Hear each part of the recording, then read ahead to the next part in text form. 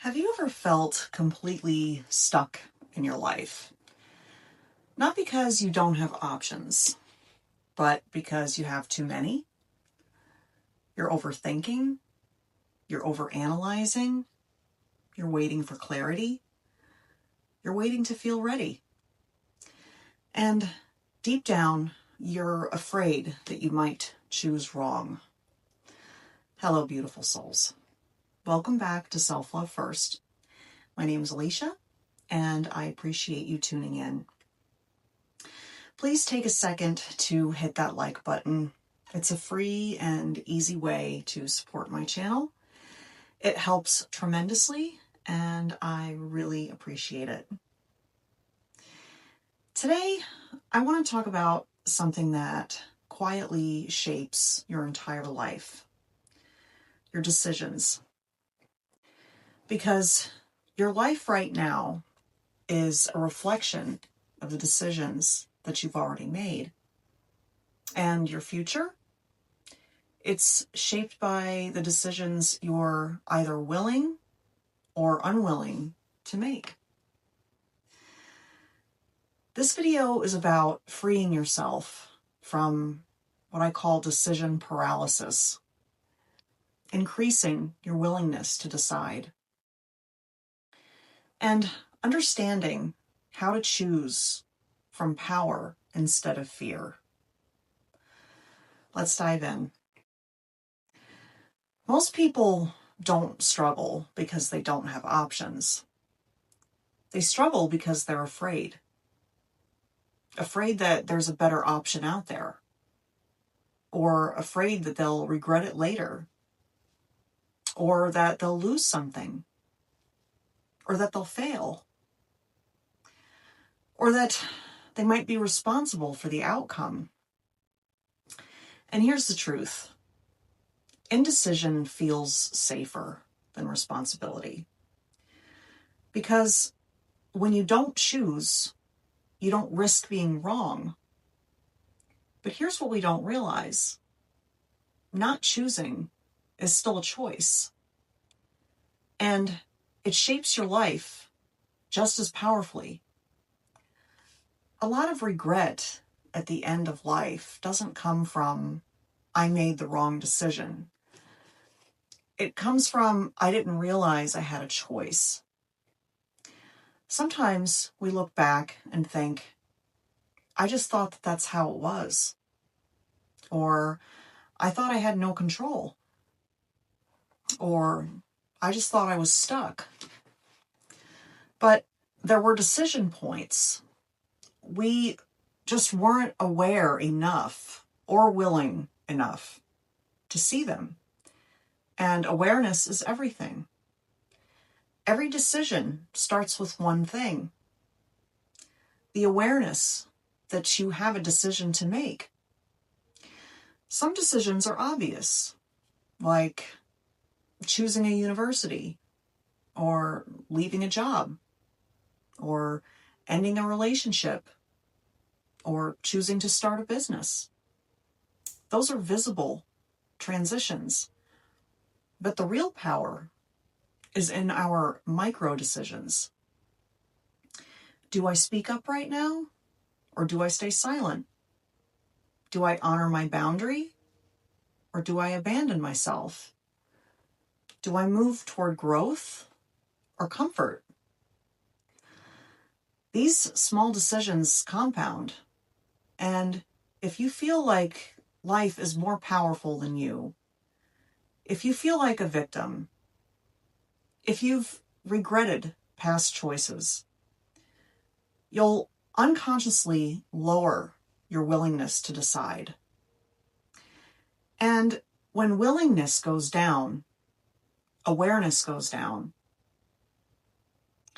You even stop seeing the forks in the road. You drift. And drifting feels easier in the moment, but heavier over time.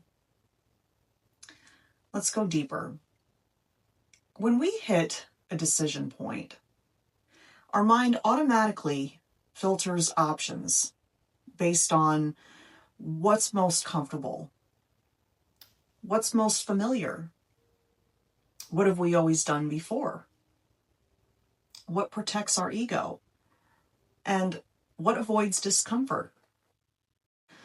Sometimes the most familiar option is lying instead of telling the truth, staying quiet instead of expressing your needs, criticizing instead of taking responsibility for yourself, or staying in a situation instead of risking change.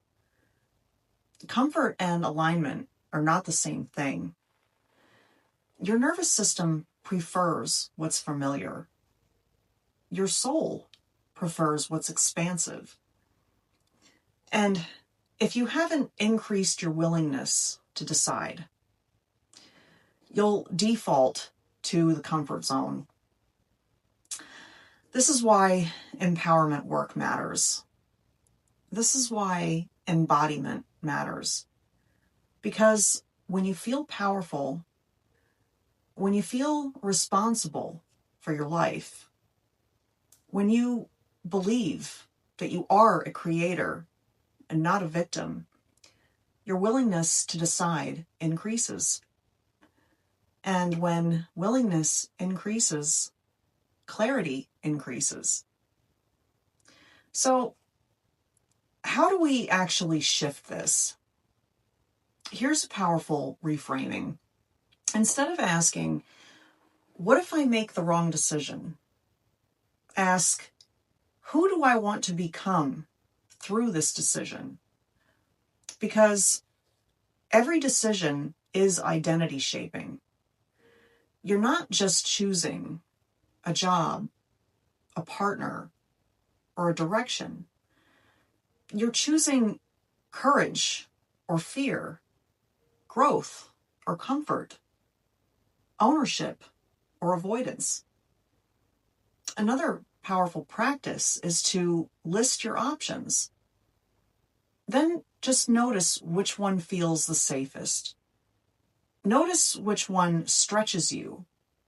Ask yourself, if I trusted myself completely, what would I choose?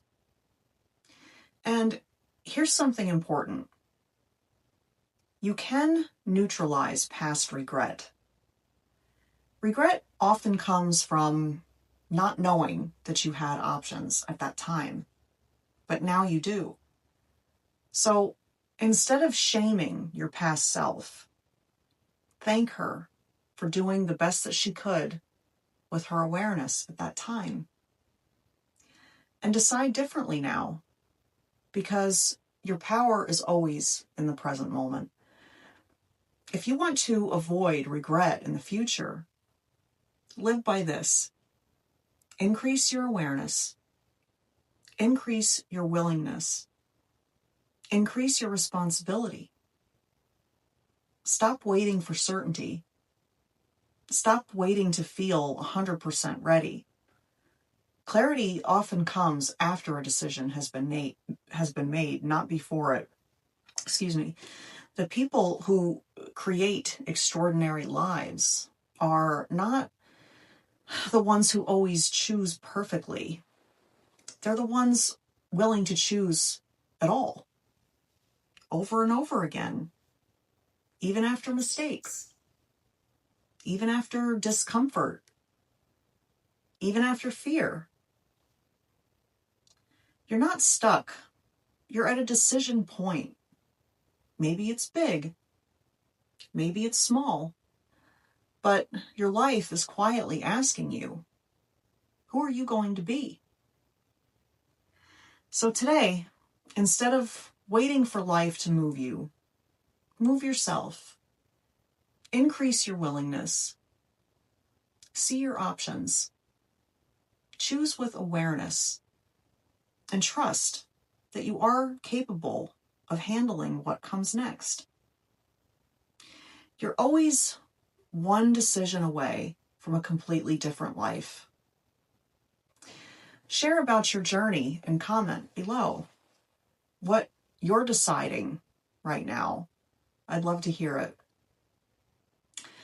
I have links below to my website where I have free resources, manifestation journal, my embodied manifestation toolkit. It's an online course, and a booking calendar to schedule a one-on-one map session with me if you're interested in doing so.